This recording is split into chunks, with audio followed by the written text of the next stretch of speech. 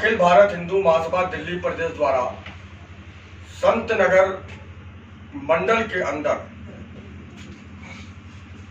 बाबा साहब भीमराव अम्बेडकर की 130वीं जयंती मनाई गई। जैसा कि सब जानते हैं कि कोरोना का कहर दिल्ली में बहुत अधिक बढ़ रहा है और सभी कार्यक्रमों में प्रतिबंध लगाया जा रहा है। पूर्व घोषित इस कार्यक्रम पर भी प्रतिबंध लगाया गया। उसके बावजूद हमने गिने चुने कार्यकर्ताओं की संख्या में सही लेकिन बाबा साहब को नमन किया, उनके पथ पर चलने का संकल्प लिया। बाबा साहब भीमराव अंबेडकर ने एक सूत्र दिया था कि 100 समस्याओं की एक चाबी है, वो चाबी है सत्ता की चाबी। ये सूत्र उन्होंने उस समय दिया था जब वंचित और शोषित वर्ग अपने अधिकारों के लिए संघर्ष कर रहा था। वो संघर्ष कहीं ना कहीं आज भी वर्तमान समाज में मौजूद है, लेकिन इसके साथ साथ एक और संघर्ष हम लोगों के बीच विद्यमान है। वो संघर्ष है जिहाद से हिंदू समाज की सुरक्षा का। 1.5 वर्ष पहले कुछ जिहादियों ने भगवा टोपी भगवा वस्त्र पहन करके अखिल भारत हिंदू महासभा के तत्कालीन राष्ट्रीय कार्यकारी अध्यक्ष कमलेश तिवारी की लखनऊ के हिंदू महासभा कार्यालय में घुस करके गला रेत कर गोली मारकर हत्या कर दी।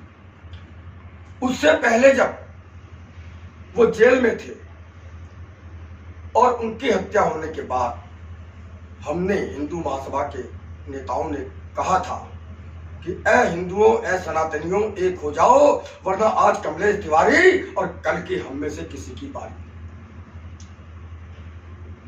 हिंदुओं ने कमलेश तिवारी की हत्या से सबक नहीं लिया।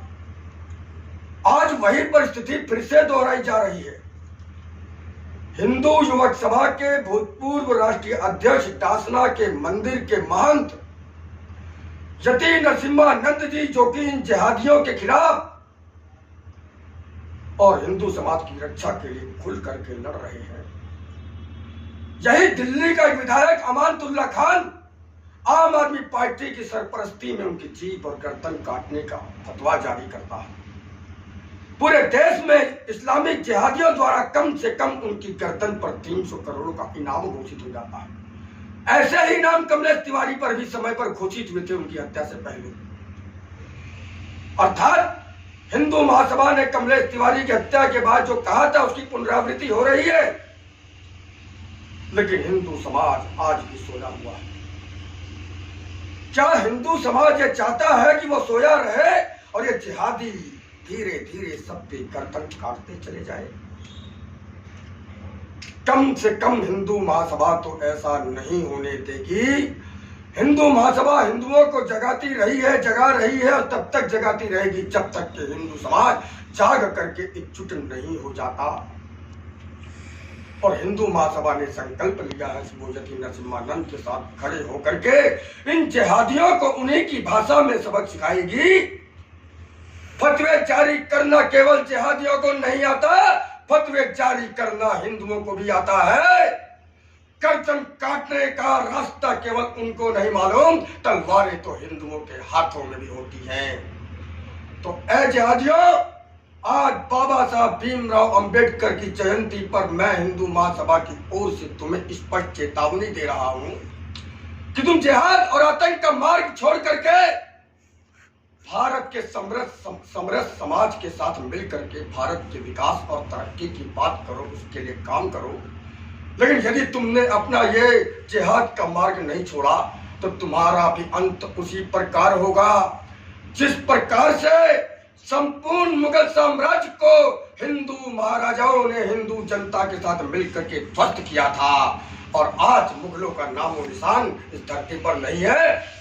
इस धरती पर जो अपने आप को मुसलमान मानते हैं, कहते हैं, 95% से अधिक उनके मुसलमानों के पूर्वज तीसरी, चौथी, पांचवी पीढ़ी हिंदू थी। यदि किसी भी मुसलमान से पूछ लोगे दादा परदादा का नाम, तो पांचवी पीढ़ी के बाद जो भी नाम आएगा वो एक हिंदू का आएगा। तो तुम हिंदू की संतान हो, इसलिए हिंदुओं से वैर छोड़ दो। एक बात और कहना चाहूंगा, बाबा साहब भीमराव अंबेडकर के हिंदू महासभा से बड़े मधुर संबंध रहे। स्वतंत्रता से पहले बाबा साहब भीमराव अंबेडकर के सामने हिंदू महासभा का राष्ट्रीय अध्यक्ष बनाने का प्रस्ताव रखा गया था, जिसे बाबा साहब ने स्वीकार भी कर लिया था। लेकिन कुछ परिस्थितियां ऐसी उत्पन्न हुई कि उन्होंने उस प्रस्ताव से नाम वापस लिया। इसके अतिरिक्त स्वतंत्र भारत में बाबा साहब भीमराव अंबेडकर देश के प्रथम कानून मंत्री बने।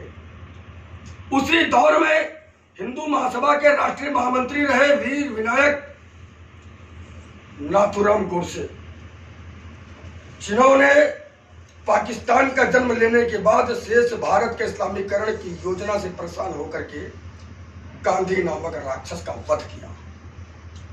और उनके वध के बाद नाथूराम गोडसे के साथ साथ षड्यंत्र में शामिल होने के आरोप में हमारे वीर सावरकर को भी गिरफ्तार कर लिया गया। वीर सावरकर जेल में थे। उस समय हिंदू महासभा के राष्ट्रीय अध्यक्ष एडवोकेट भोपटकर जी थे। हिंदू महासभा के मुख्यालय मंदिर मार्ग में एक फोन आया डॉक्टर भीमराव अंबेडकर जी का, जो कानून मंत्री थे। उन्होंने कहा कि मुझे भोपटकर जी से बात करनी है। भोपटकर जी ने बोला कि हाँ, मैं भोपटकर जी बोल रहा हूं। बाबा साहब ने कहा कि मुझे अब से ठीक आधे घंटे बाद यहां से इतनी दूरी पर इस किलोमीटर का जो लगा हुआ है चिन्ह, वहां पर अकेले मिलो, अकेले, कोई साथ नहीं होना चाहिए। भोपटकर जी ने सहमति जताई और आधे घंटे बाद ठीक वहां पहुंच गए। उसके चंद मिनटों बाद ही बाबा साहब स्वयं गाड़ी चलाते हुए आए, भोपटकर जी को गाड़ी में बैठाया और बोले, देखो मैं भी अकेला आया हूं, मैंने अपने ड्राइवर को भी छुट्टी दे दी है, कानून मंत्री ये बात कह रहा है। और उन्होंने भोपटकर जी से कहा कि वीर सावरकर जी निर्दोष है। वीर सावरकर जी को जवाहरलाल नेहरू के इशारे पर षड्यंत्र करके फंसाया गया है। उन्होंने ये भी कहा कि मैं अंबेडकर, इस देश का कानून मंत्री, ये बोल रहा हूं आपसे कि वो निर्दोष बरी होंगे, बस तुम ईमानदारी से उनका मुकदमा लड़ते रहो। और साथ में ये भी कहा कि हमारी आपकी मुलाकात हो गई है, हमारी तुम्हारी ऐसी कोई वार्ता हुई है, इसका जिक्र हम दोनों के जीते जी इस धरती पर नहीं होना चाहिए। और यह कहकर के अंबेडकर जी चले गए। भोपटकर जी के माध्यम से सावरकर जी का मुकदमा लड़ा जाता रहा और अंबेडकर जी ने जो कहा था वो उन्होंने करके दिखाया। और कुछ समय बाद वीर सावरकर निर्दोष गांधी वध से बरी हुए। तो ये मधुर रिश्ते थे अंबेडकर जी के और हिंदू महासभा के मध्य। और उसका कारण था कि अंबेडकर जी भी समानता की बात करते थे, अंबेडकर जी भी जाति मुक्त समाज की बात करते थे, और हिंदू महासभा भी समानता और जाति मुक्त समाज की बात करती थी। जब हिंदू महासभा ने जाति तोड़क आंदोलन अभियान आरंभ किया था तो उसमें अंबेडकर जी का प्रत्यक्ष सहयोग मिला था। हिंदू महासभा गांधीवाद और गांधी के आदर्शों से, क्योंकि जो उनके आदर्श थे वो इस देश को ब्रिटिश हुकूमत का गुलाम बनाए रखने के लिए होते थे, और हिंदू महासभा के जो आदर्श थे वो इस देश को क्रांति के माध्यम से ब्रिटिश हुकूमत से स्वतंत्र कराने के लिए होते थे। तो कहने का तात्पर्य कि आज हिंदू महासभा के नेतृत्व में हम लोगों को, हिंदू समाज को एकजुट करके, और जैसा कि हमारे राष्ट्रीय अध्यक्ष स्वामी त्रिदंडी जी महाराज ने नारा दिया है कि जाति पाति की करो विदाई, हिंदू हिंदू भाई भाई, इस नारे को आत्मसात करना है।